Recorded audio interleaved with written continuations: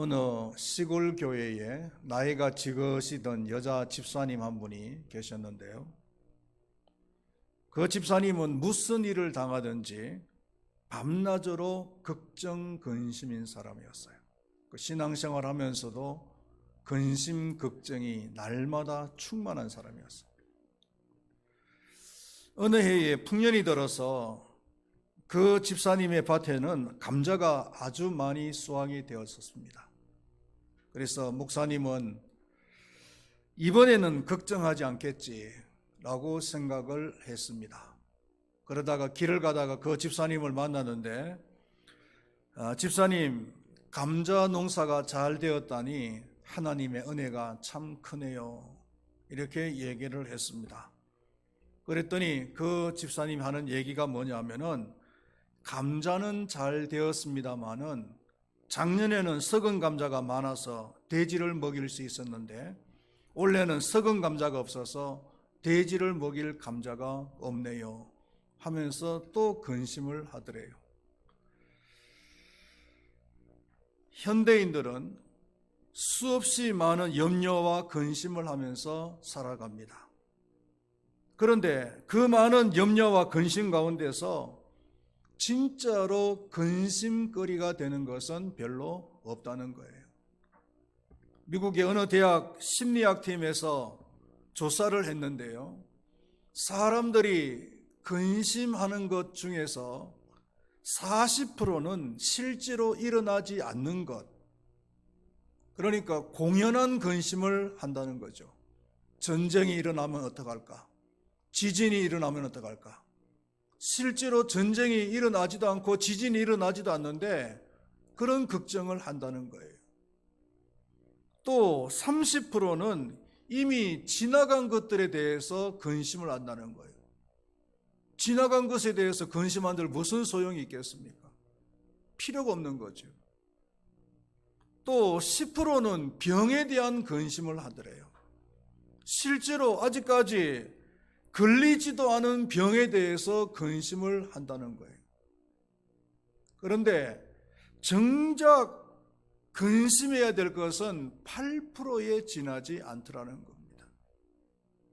결론이 뭡니까, 여러분? 사람들은 쓸데없는 근심을 하면서 살아가고 있다라는 거죠. 고린도 교회는 바울이 세운 교회였습니다. 그런데 지역적인 특성상 교회 내 많은 이교 생활 양식이 들어와서 문제를 일으켰습니다. 특히 거짓 교사들이 들어와서 설립자인 바울을 반대하는 거예요. 그래서 교회 자체적으로도 문제가 되어지고 바울에게도 많은 괴로움을 주었어요. 이 거짓 교사들은 여러 가지 방법, 여러 가지 모습으로 그 고린도 교회의 설립자인, 공헌자인 그 바울을 괴롭히는 거예요. 이로 인해서 사도 바울과 그리고 거짓 교사들 사이에 불화가 생겨난 겁니다. 그런데 이 불화는 상방이 마음의 문을 닫고 있는 그런 팽팽한 불화가 아니라 바울 쪽에서는 이미 마음의 문을 열어놓고 있는 그런 불화였어요. 6장 11절과 13절 말씀에 보면은 고린도인들이여 너희를 향하여 우리의 입이 열리고 우리의 마음이 넓어졌으니, 이미 마음이 넓어져 있다는 얘기입니다. 내가 자녀에게 말하더라노니 보답하는 것으로 너희도 마음을 넓히라.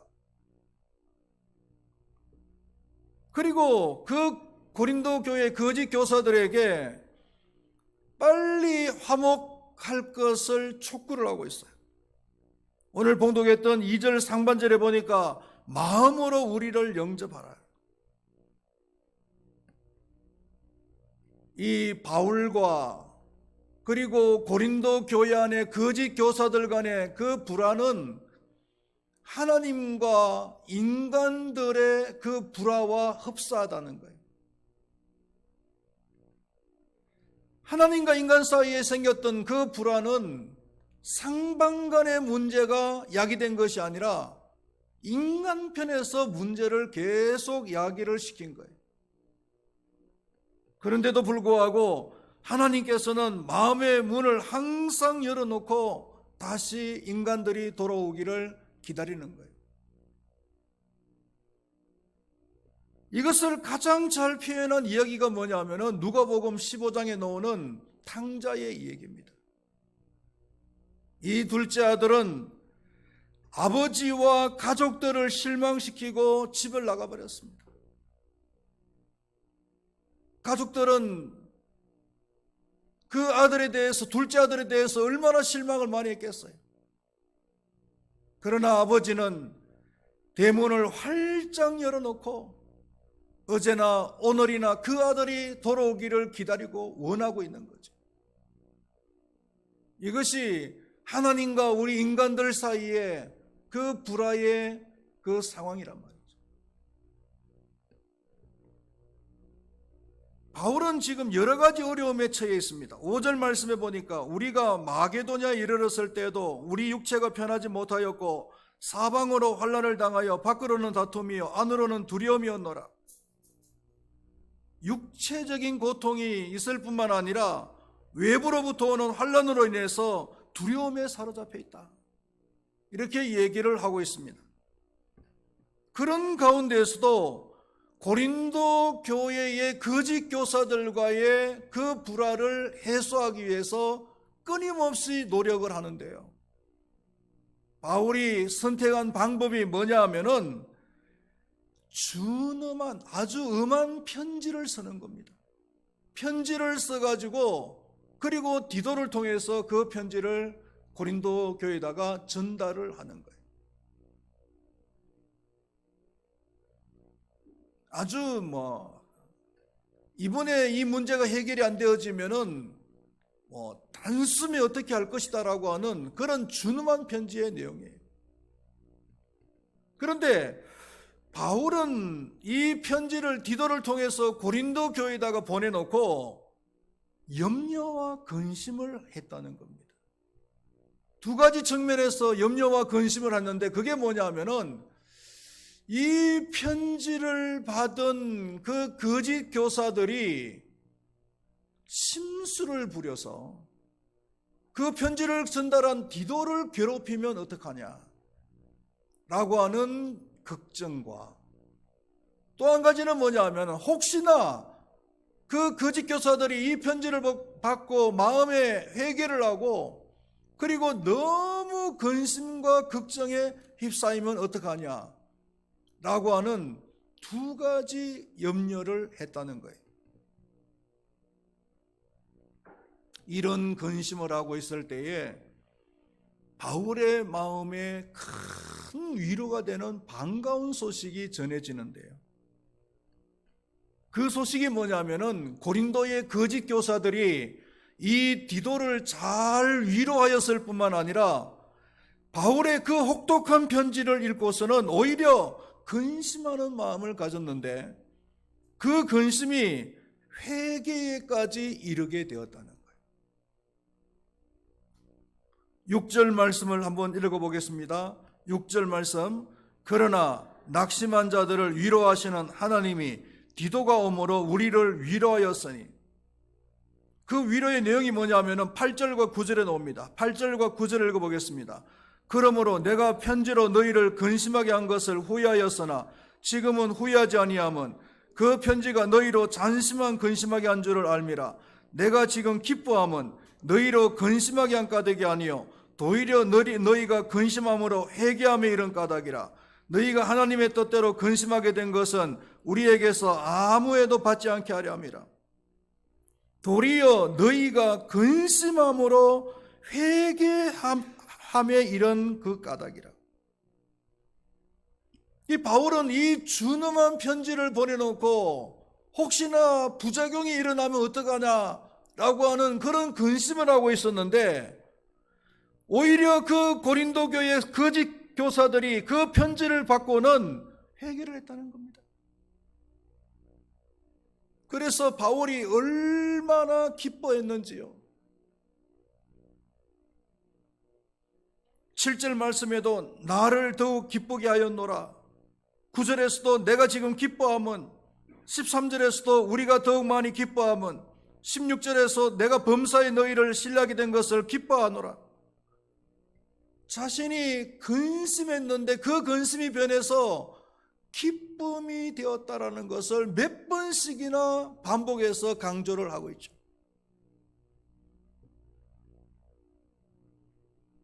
화해를 하면은요, 당사자들도 기쁘지요.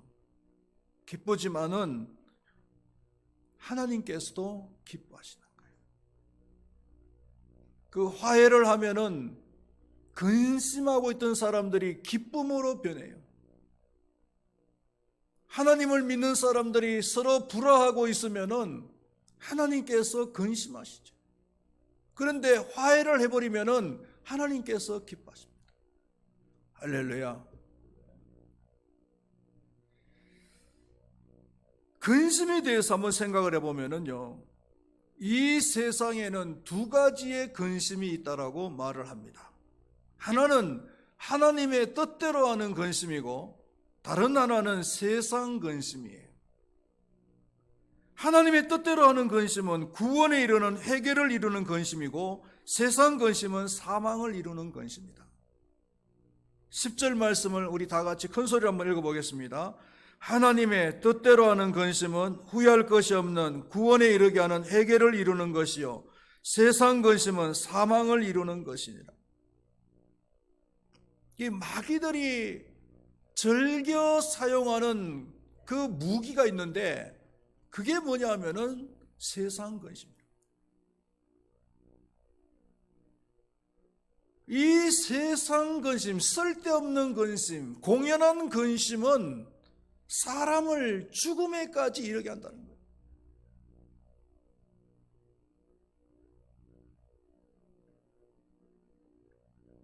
근심하다가 극단적인 선택을 하는 사람들이 많이 있잖아요. 극단적인 선택을 하는 사람들이 그 근심거리가 아직까지도 자신에게 다가오지도 않았어요. 문제로 발생하지도 않았어요. 그런데 괜하게 근심하다가 나중에는 그냥 극단적 선택이에요. 이게 마귀가 하는 짓이란 말이에요. 한국인을 대표하는 말이 있다면은 한이라는 말이 있을 것이고 화라고 하는 말이 있을 거예요. 전 세계에서 우리 한국 사람들에게만 유일하게 있는 병이 있어요. 화병입니다. 화병. 이거는 외국에는 없어요. 한국에만 있는 거예요. 그래서 영어로 쓸 때도 화병 이렇게 써요. 아니면 화일리스 이렇게 써요. 한국 사람들에게만 있는 병이에요. 이 한이라는 말과 화라고 하는 말은요, 온갖 부정적인 생각과 근심이 다 들어있는 말이에요. 다시 말하면은 우리 한국 사람들은 세계 어느 나라 사람보다도 부정적인 생각을 많이 하고 근심 걱정을 많이 하는 민족이라고 말을 할 수 있다는 거죠. 집신 장사와 우산 장사를 둔 어머니 얘기가 있잖아요. 어떤 어머니가 두 아들이 있는데 큰아들은 집신 장사하고 둘째 아들은 우산 장사예요. 그런데 늘 걱정이 떠날 날이 없어요. 비가 오면은 집신 장사 아들 때문에 둘째 아들 때문에 걱정이고, 또 날씨가 좋으면은 우산 장사하는 아들 때문에 걱정이에요. 그러니까 비가 와도 걱정이고 날씨가 좋아도 걱정이에요. 그러니까 하루도 걱정이 안 될 날이 없는 거죠. 근데 이걸 왜 거꾸로 생각하면 안 될까요, 여러분? 날씨가 좋으면은 집신 장사들 때문에 감사하고 기뻐하고, 비가 오면은 우산 장사들 때문에 기뻐하고 감사하면 안 될까요, 여러분?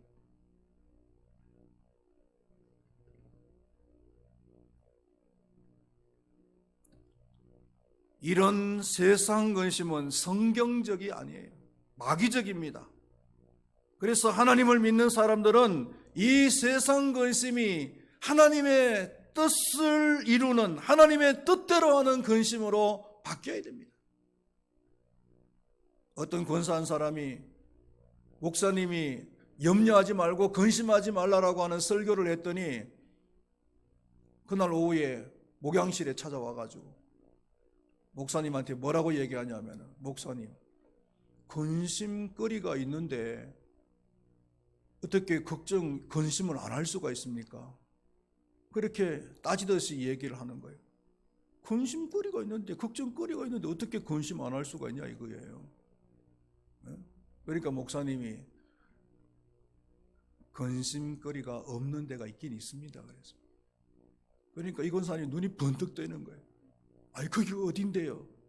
예, 저기 거기 넘어가면 한 1,500명 정도가 있어요. 그게 어딘데요? 공동묘지예요. 사람이 살고 있는 한 근심거리, 문제거리가 없을 수는 없지요. 그러나 우리 하나님을 믿는 사람들은 어떻게 해야 됩니까? 그 근심거리들을 다 주님께 맡겨버리는 거예요. 예수님께서 뭐라 그랬습니까? 수고하고 무거운 짐진 자들아, 다 내게로 오라. 내가 너희들을 대신해서 그 짐을 지겠다는 거. 아니, 맡기라고 예수님께서 그렇게 말씀하시는데 맡기면 되지. 이 세상 근심거리들은 다 예수님께 맡겨버리고 우리는 하나님의 뜻대로 하는 근심만 하면 되는 거예요. 할렐루야입니까? 하나님의 뜻대로 하는 근심이 뭡니까, 여러분? 11절 말씀을 다 같이 읽어보겠습니다. 보라, 하나님의 뜻대로 하게 된 이 근심이 너희로 얼마나 간절하게 하며 얼마나 변정하게 하며 얼마나 분하게 하며 얼마나 두렵게 하며 얼마나 사모하게 하며 얼마나 열심히 있게 하며 얼마나 벌하게 하였는가. 너희가 그 일에 대하여 일체 너희 자신의 깨끗함을 나타내었느니라. 그 하나님의 뜻대로 하는 근심에 대해서 쭉 설명을 하고 있는데요, 간단하게 설명을 하고 마치겠습니다. 첫 번째로는 얼마나 간절하게 하며 그랬습니다. 여기서 이 간절하게 한다는 것은 선행, 그 선행을 간절하게 하는 거예요. 더 선행을 하지 못한 그런 간절한 마음을 얘기하는 거죠. 그래서 근심하는 거예요. 더 선행을 베풀어야 되는데 선행을 베풀지 못해서 근심하는 거예요. 그 다음에 변명하게 않는다 그랬어요. 그 자신의 입장에 대해서 겸손하게 변명을 해야 되는데 더 겸손하게 변명을 하지 못한 것에 대해서 근심하는 거예요. 세 번째로는 분이라고 그랬습니다. 악에 대해서 분을 내는, 감정에 대해서 분을 내는 것이 아니라 악에 대해서 분을 내는 거예요. 그 악에 대해서 분을 내야 되는데 비겁했던 그 자기 자신의 모습에 대해서 근심한단 말이에요. 두렵게 한다 그러겠습니다. 이 두렵게 한다는 것은 자신의 죄에 대해서 두려워하는 거예요.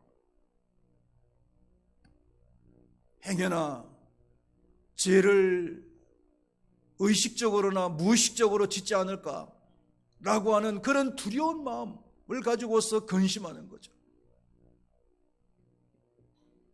사모한다 그랬습니다.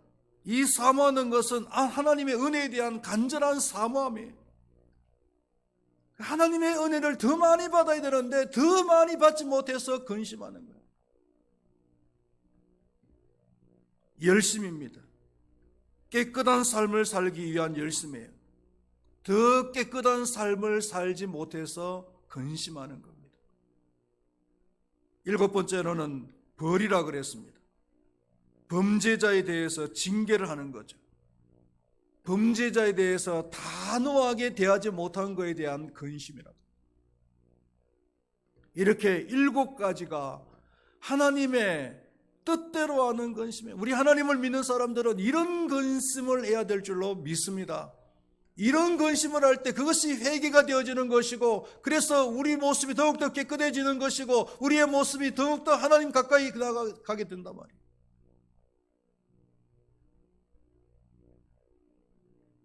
하나님을 믿는 사람들은 세상 근심을 버리고 매일매일같이 하나님의 뜻대로 하는 근심을 해야 될 줄로 믿습니다. 이것은 온전한 구원을 이루는 회개라 그랬습니다. 말씀을 맺도록 하겠습니다. 고린도 사람들이 이러한 회개를 함으로써 바울과 화해가 이루어지고 바울의 근심이 큰 기쁨으로 변하게 되어졌습니다. 하나님과 우리 사이에도 마찬가지입니다. 우리 쪽에서 이런 근심을 통해서 회개를 할 때에 하나님과의 화해가 이루어집니다. 그럴 때 하나님께서 무척 기뻐하실 것입니다. 세상 근심 내려놓고 온전한 구원을 이루는 근심만 매일같이 할 수 있는 우리 큰바위교회 모든 성도님들이 될 수 있기를 축원드리겠습니다. 기도하겠습니다. 하나님 아버지, 마귀는 죽음에 이르는 세상 근심을 하게 만듭니다. 우리가 하나님을 믿는다고 하면서 세상 근심에 젖어 있어서 매일같이 세상 근심만 하면서 살아가고 있다면 마귀에게 속고 있는 것입니다. 우리 하나님을 믿는 사람들은 사망에 이르는 그런 세상 근심이 아니라 하나님의 뜻대로 하는 근심을 해야 될 줄로 믿습니다. 그 근심은 온전한 구원을 이루는 근심이라고 했습니다. 그러한 근심을 할 때 우리의 믿음은 더욱더 자라갈 것이고 하나님께서 보실 때 더욱더 깨끗한 삶이 될 것이고 온전한 구원이 될 것이고 하나님과 더욱더 닮은 모습이 되어져 갈 줄로 믿습니다. 우리 금바위교회 모든 성도님들은 오늘 말씀을 통해서 세상 근심은 다 주님께 맡겨버리고 하나님의 뜻대로 하는 근심만 매일매일 할 수 있도록 도와주시옵소서. 감사합니다. 예수님의 이름으로 기도드리옵나이다. 아멘.